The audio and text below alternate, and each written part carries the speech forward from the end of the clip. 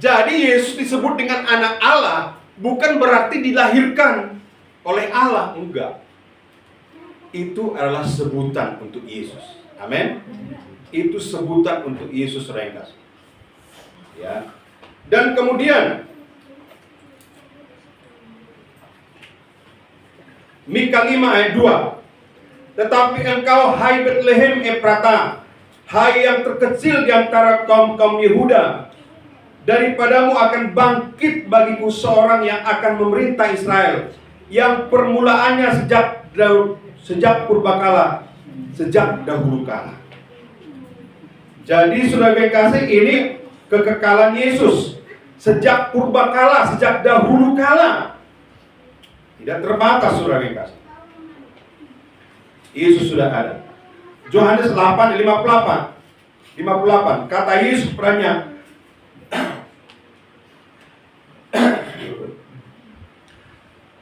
Aku berkata kepadamu, sesungguhnya sebelum Abraham jadi, aku telah ada. Aku telah ada. Sebelum Abraham ada, Yesus sudah ada. Saudara. Kemudian kekekalan Roh Kudus. Ibrani 9 ayat 14. Baca Alkitab saudara.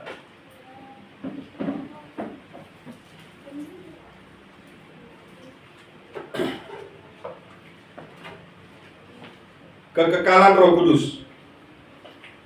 Ibrani 9 ayat 14.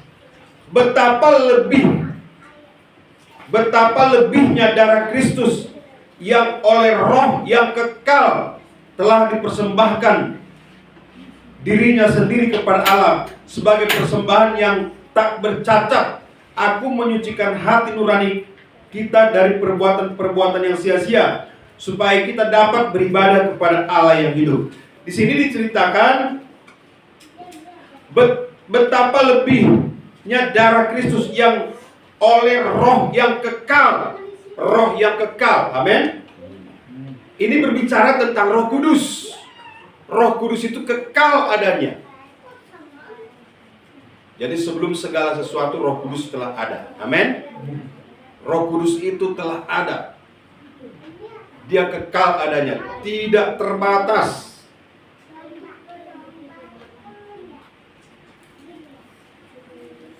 Yohanes 14 ayat 16 sampai 17. Aku akan minta kepada Bapa, dan Ia akan memberikan kepadamu seorang penolong yang lain, supaya Ia menyertai kamu selama-lamanya. Tidak terbatas juga. Selama-lamanya Dia menyertai kamu. Amin. Jadi Roh Kudus itu menyertai kita selama-lamanya, saudara kasih. Tidak terbatas. Ya. Jadi sudah lengkap, ada Allah Bapa, Allah Anak, dan Allah Roh Kudus. Ketiganya kekal. Tapi apakah mereka tiga oknum? Enggak. Ya. Tidak, saudara kasih. Dalam kitab Kejadian dikatakan, pada mulanya Allah menciptakan langit dan bumi. Bumi belum berbentuk dan kosong gelap gulita, menutupi samudra raya. Dan Roh Allah melayang-layang di atas permukaan air. Ya. Apa bedanya perjanjian lama dengan perjanjian baru? Ya. Di perjanjian lama, firman itu bersama-sama dengan Allah. Amin.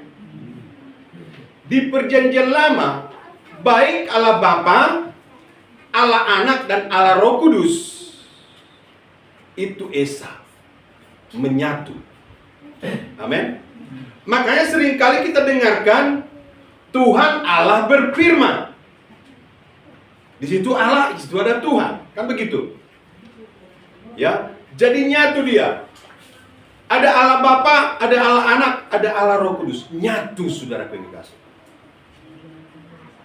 Itu makanya orang Yahudi ya tetap mempercayai Allah itu satu. Kita juga percaya Allah itu satu. Amin. Tuhan itu satu, saudara kasih. Ya. Di zaman nabi-nabi atau perjanjian lama, Tuhan Yesus itu nyatu dengan Allah Bapa. Tidak ada nama Yesus di perjanjian lama, karena menyatu dengan Allah. Amin. Ya. Dalam Kejadian 17 ayat 1. Ketika Abram berumur 99 tahun, maka Tuhan menampakkan diri kepada Abram dan berfirman kepadanya, "Akulah Allah yang Maha Kuasa. Hidup di hadapanku dengan tidak bercela." Saudara yang kekasih, yang namanya Allah Bapa gak akan mungkin dia menampakkan diri kepada manusia. Yang menampakkan diri adalah Tuhan Allah. Siapakah itu? Yesus sendiri. Amin. Ya, Yesus. Apakah pernah Yesus menampakkan diri di perjanjian lama? Pernah. Dengan siapa? Dengan Yakub. Yakub bergumul dengan Allah, dan Yakub menjadi pemenangnya, sehingga Allah itu memukul pangkal paha Yakub sehingga terpelencok. Ya. Jadi saudara yang kasih, di perjanjian lama pun sebenarnya Yesus pernah menampakkan diri. Ya. Kejadian 26 ayat 24. Lalu pada malam itu Tuhan menampakkan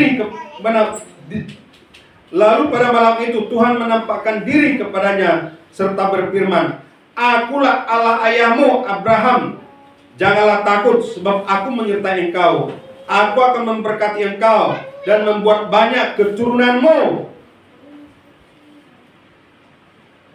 Itu firman Tuhan kepada Abraham.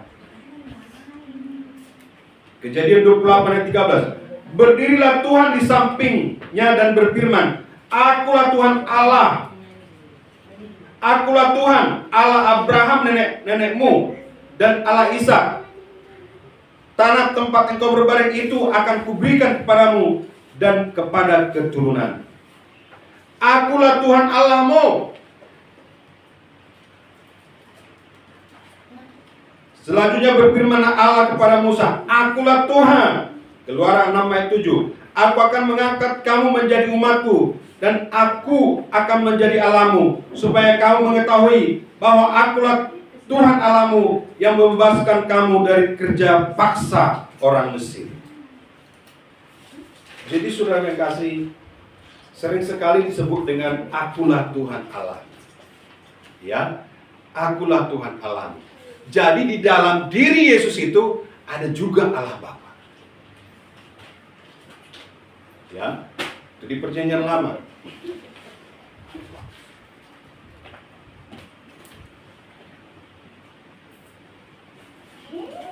Sekarang kita berangkat ke perjanjian baru. Di perjanjian baru, saudara yang kasih, bahwa firman itu datang menjadi manusia. Dia datang menjadi manusia, saudara yang kasih, terpisah dari Allah Bapa. Amin. Dia terpisah dari Allah Bapa. Maka dikatakan dalam Yohanes 1 ayat 14 bahwa firman itu telah menjadi manusia. Firman itu telah menjadi manusia dan diam di antara kita. Dan kita telah melihat kemuliaannya, yaitu kemuliaan yang diberikan Bapa kepada Yesus Kristus. Dia menjadi manusia, saudara. Ya, itu di perjanjian baru.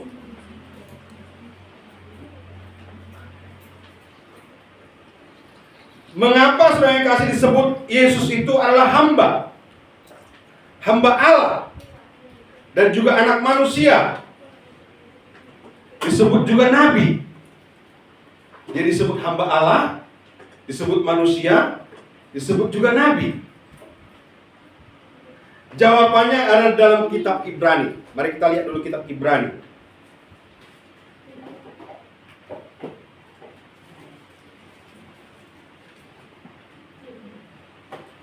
Sama-sama kita membaca kitab Ibrani. Ibrani 2 ayat 9 sampai 10.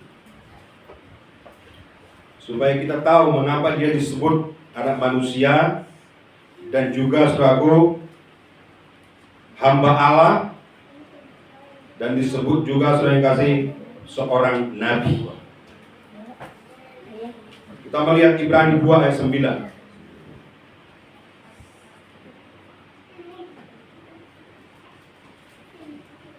Sama-sama kita membacanya. 1, 2 ya.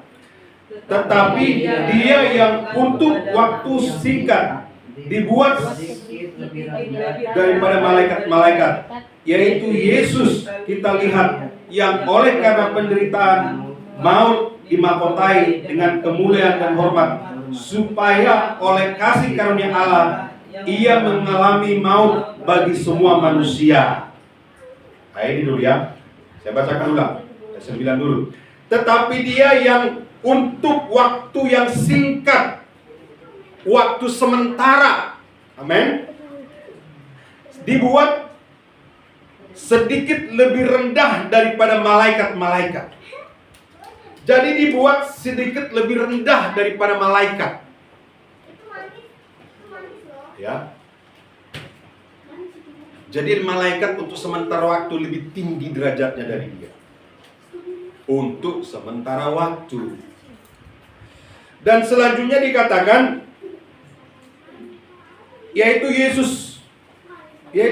Kita lihat yang oleh karena penderitaan maut dimahkotai dengan kemuliaan dan hormat, supaya oleh kasih karunia Allah ia mengalami maut bagi semua manusia. Sebab memang sesuai dengan keadaan Allah yang baginya dan olehnya segala sesuatu dijadikan, yaitu Allah yang membawa banyak orang kepada kemuliaan, juga menyempurnakan Yesus yang memimpin mereka kepada keselamatan dengan penderitaan. Jadi dibuat untuk sementara lebih rendah. Amin. Coba bayangkan kalau Allah itu lahir di kandang domba.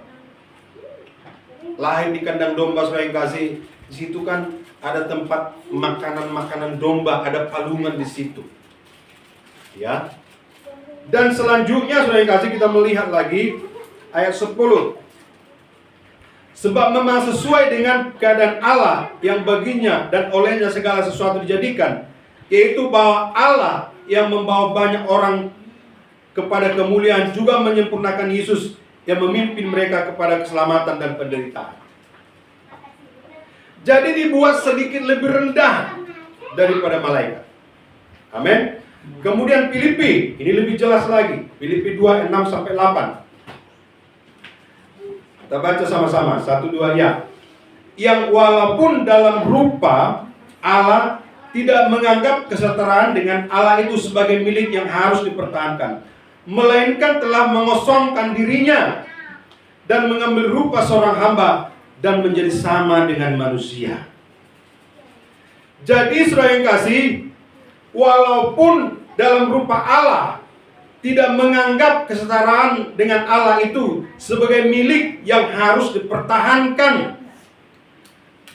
Ya, dia Allah, dia Maha Kuasa, tapi dia tidak mempertahankan itu. Amin. Tetapi dikatakan di sini,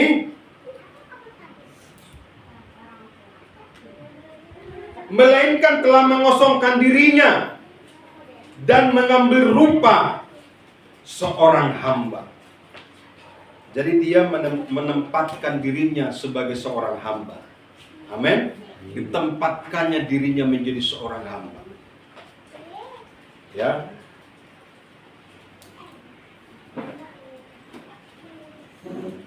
Sama dengan manusia, menjadi sama dengan manusia. Dan dalam keadaan sebagai manusia, ia telah merendahkan dirinya dan taat sampai mati, bahkan sampai mati di kayu salib. Ya. Jadi saudara kekasih, Yesus datang ke dunia ini diutus oleh Allah Bapa, mengosongkan dirinya menjadi manusia, menjadi hamba Allah, mati di kayu salib, ya, karena dosa-dosa kita, dosa-dosa manusia. Itu yang dia perbuat, saudara yang kasih. Ya, Dalam kemuliaannya dia datang karena mengasihi kita. Amin. Mengapa kita perlu dikasihi? Karena kalau dia tidak datang sebagai manusia menebus kita, maka tidak akan ada orang yang diselamatkan. Semua manusia akan dihukum masuk dalam hukuman yang kekal. Tidak ada yang benar, seorang pun tidak. Tapi karena dia peduli, dia datang menjadi manusia. Amin. Sehingga kita melihat sifat-sifat Allah itu. Dia penuh kasih. Kita tahu apa yang kita perbuat setelah dia datang. Ya. Ikutlah teladanku, kata Yesus. Apa yang kuperbuat, perbuatlah itu. Kata Yesus, saudara dikasih. Karena kasih yang tidak terbatas itulah dia datang kepada dunia ini. Dia tidak mempertahankan, saudara yang kasih, kealahannya di surga. Dia datang. Dan dia diutus oleh Bapa.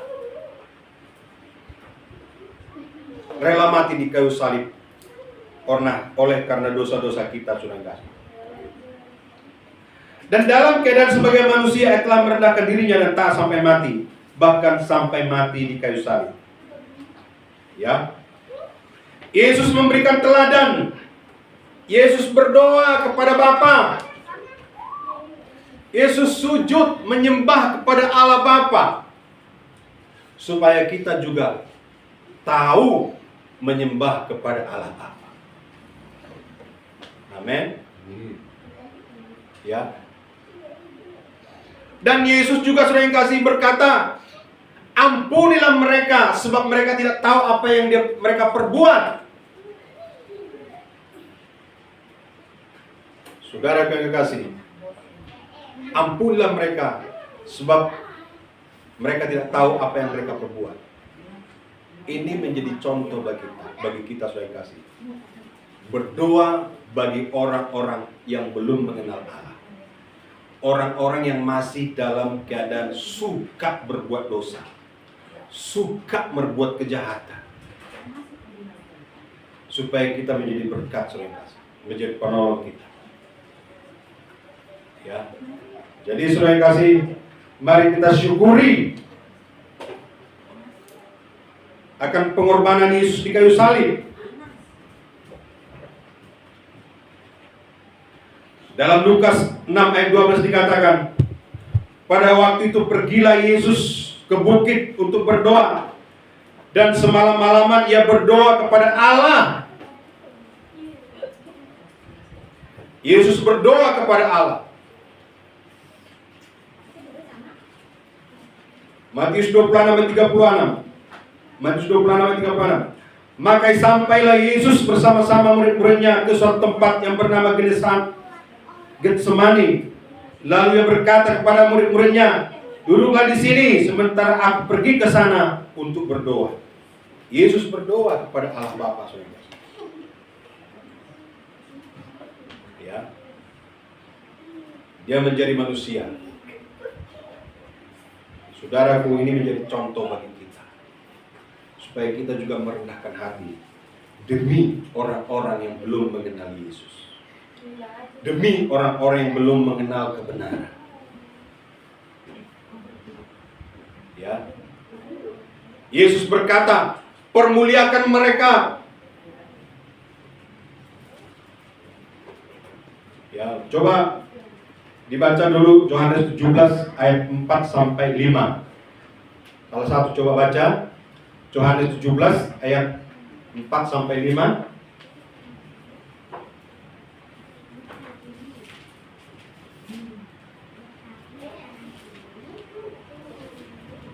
Coba salah seorang membacanya, Yohanes 17 ayat 4 sampai 5.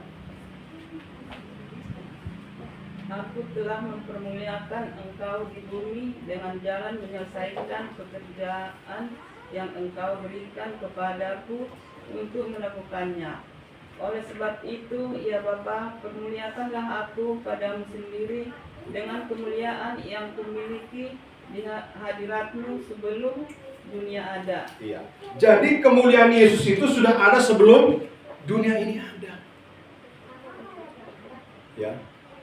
Permuliakanlah aku padamu seperti kemuliaan yang kumiliki sebelum dunia ini ada. Mengapa Yesus berkata demikian kepada Allah Bapa? Dan itu menunjukkan bahwasanya antara Yesus dengan Allah Bapa itu setara. Amin. Kemahakuasaannya itu setara antara Yesus dengan Allah Bapa. Tetapi dia mengosongkan dirinya, saudara yang kasih. Membuat dirinya lebih rendah daripada malaikat. Dan bahkan suatu waktu di dunia ini pun dia ditombak, diludahi, difitnah, dimahkotai dengan mahkota duri. Ya. Itu dia perbuat supaya manusia diterima oleh Allah Bapa. Makanya saudara yang kasih, dalam Yohanes 14 ayat 6 dikatakan, akulah jalan dan kebenaran dan hidup. Tidak ada seorang pun yang sampai kepada Bapa kalau tidak melalui aku. Bapa tidak akan menerima orang kalau orang itu belum terima Yesus sebagai Tuhan dan Juru Selamat. Ya. Karena dia datang dari sorga. Oleh karena itu, saudara yang kasih, kita harus ada di dalam Yesus supaya kita memiliki hidup yang kekal. Amin. Tanpa Yesus kita tidak memperoleh hidup yang kekal itu, saudara. Ya. Dan kemudian saudara yang kasih, waktu Yesus berkata, waktu dia naik ke sorga, dia berkata, aku akan pergi kepada Bapa. Bapakku dan Bapamu juga, Allahku dan Allahmu juga. Kata Yesus, waktu Yesus belum naik ke sorga. Aku pergi kepada Bapa. Maksudnya di sini saudara yang kasih, kembali kepada kodrat sebelumnya. Ya. Kembali kepada Allah Bapa. Tadi saya katakan dalam perjanjian lama itu Bapa, Roh Kudus dan Yesus itu selalu bersama-sama. Amin. Setelah Yesus naik ke sorga, kembali kepada kealahan itu. Jadi saat ini di manakah Yesus? Dia bersama-sama dengan Bapa. Amin. Dan di saat kita panggil Yesus, di situ sudah ada Bapa. Amin. Saat kita panggil ya Bapa, di situ sudah ada Yesus. Dan saat kita panggil Roh Kudus, di situ sudah ada Yesus. Sebab dia telah kembali kepada Bapa. Amin. Jadi berapakah Tuhan itu? Tuhan itu satu. Berapakah Allah itu? Allah itu satu. Ya, tetapi dia pernah menjadi manusia, terpisah dari Bapa di surga, demi kita manusia yang berdosa ini. Jadi saudara yang kasih, ya, Tuhan itu satu, Allah itu satu. Jangan pernah berkata Allah itu tiga. Itu tidak sesuai dengan firman Tuhan. Jangan berkata saudara yang kasih, Allah itu tiga. Ya, memang dia pernah menjadi manusia. Tapi saat ini saudara yang kasih, dia kembali kepada Bapa. Aku kembali kepada Bapa supaya untuk menyediakan tempat bagimu, supaya kalau aku di mana aku berada, kamu pun berada. Amin. Nah, itu tentang Trinitas saudara yang kasih. Nanti akan kita bahas tentang apa itu Roh Kudus. Ya. Dan biarlah kita semuanya juga dipenuhkan dengan Roh Kudus. Amin. Ya. Semua kita bisa dipenuhkan dengan Roh Kudus. Beda saudara yang kasih, orang yang penuh dengan Roh Kudus dengan yang tidak. Orang yang dipenuhi dengan Roh Kudus itu akan mudah digembalakan. Nggak perlu diajak-ajak gereja ya, nggak perlu. Roh Kudus akan menuntun sendiri untuk datang ke gereja. Berdoa ya, Roh Kudus sendiri akan menuntun. Tapi kalau belum penuh dengan Roh Kudus, susah memimpinnya. Susah juga menggembalakannya. Jadi kita akan berbicara tentang Roh Kudus di hari-hari yang akan datang.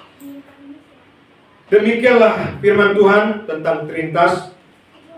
Kalau belum jelas, belum mengerti, nanti di kelompok saya boleh ditanyakan. Amin. Mari kita bangkit berdiri.